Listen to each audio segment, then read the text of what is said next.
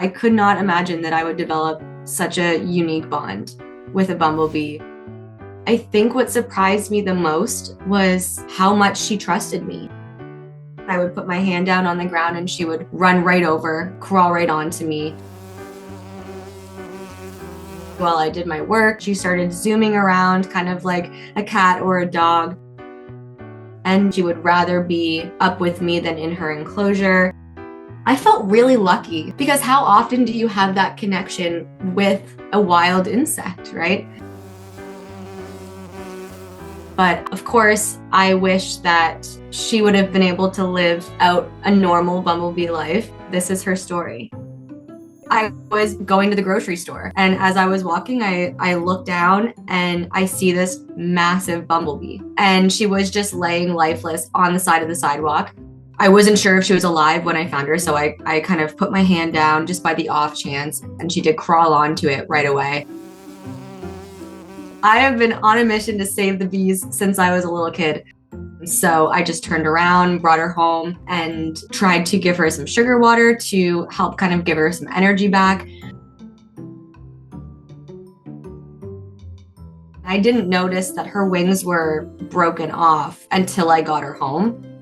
Based on some loss of fur in certain spots of her body, she was at the end of her lifespan. I didn't have the heart to kind of just let her back outside. I knew that she wouldn't survive being left. So I did kind of create a little enclosure for her, thinking that she would only survive a couple of hours. And there wasn't a whole lot of plan initially, other than just to get her off the sidewalk and to revive her and get her kind of back to her normal bee work.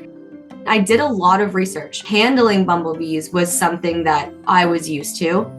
Bring them to a safe spot, give them some sugar water, leave them near some flowers, and then they're usually good within, 10 minutes to start flying around.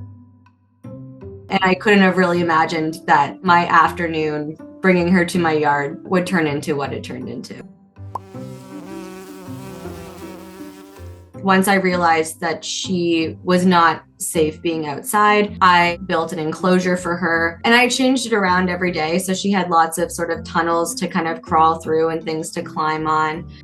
I believe she was a queen bee, and she was mostly interested in the sugar water. That's not typically a food that they should be eating long term. I would feed her throughout the day, and I would spend most of the day with her outside of the enclosure. I realized very quickly that caring for her at night was very easy because she would go to sleep.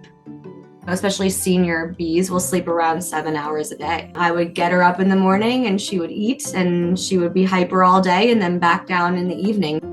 I work remote for the most part, and so watching her throughout the day was actually very easy, very enjoyable. I knew that I couldn't, of course, provide her the life that she should be living as a bumblebee. My goal was sort of just general hospice care.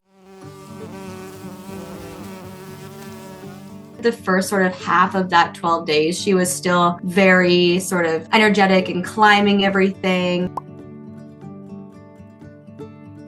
By day 3, I was able to pet her while she would rest, kind of like a cat. And I was very, of course, gentle with her. So that trust process, which was amazing to experience, happened very, very quickly. They are pretty food motivated. So once she knew that I was feeding her, she would rather be up with me than in her enclosure.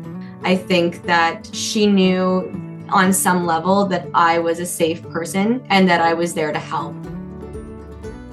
She would usually just curl up on a blanket on my lap or with me.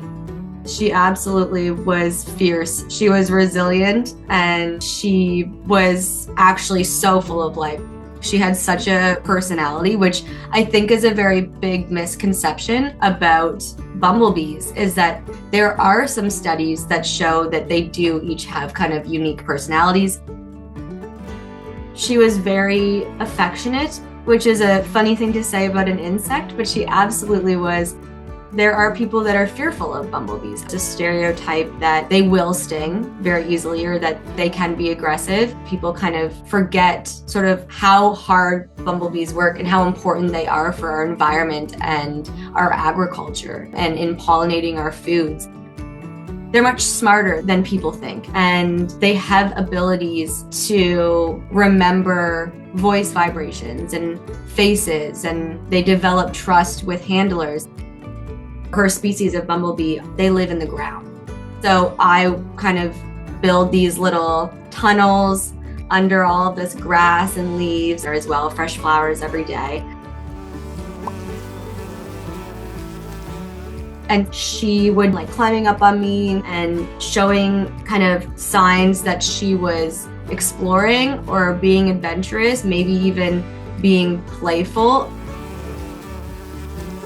It didn't really matter where I was. If I was near her, put my hand down, she was right up with me. I was not scared that she would sting. She did have a stinger. I think just bumblebees are actually very gentle, kind of docile creatures. So I was able to kind of read her body language and tell if she was scared or in distress and then kind of let her be. I wasn't as active around her, I think, because I wanted to ensure that there was no big sudden movements. I was always quite calm around her. She really was just sweet, adventurous, curious, and really fun to be around. It wasn't until the last couple days that she really did slow down. She didn't have as much ability to climb. She was kind of starting to stumble a little bit, fall a little bit more when she was on high surfaces. She passed away comfortable and safe in my hand. I did bury her outside under a bunch of wildflowers that the bees in my yard love, and just kind of have her back out where she kind of always belonged. And I still get a little choked up, obviously, thinking about it and talking about it. I cried for days. She was my friend, but I'm so thankful. I was happy that she wasn't suffering. And something that was really surprising and heartwarming for me was how many other people kind of fell in love with her story. I had a lot of people message me saying like, oh, I want a pet bumblebee. I really want to ensure that people understand that they are incredible creatures. I hope that sharing her story kind of helps people understand that bees actually are very, very gentle creatures. Ultimately, they belong outside and they should be handled as little as possible. I couldn't have imagined that sort of 12 days would occur and that I would develop such a bond with a bumblebee. It was a very emotional process for me. It was very incredible. It's very, very interesting. So that was really cool to get to experience.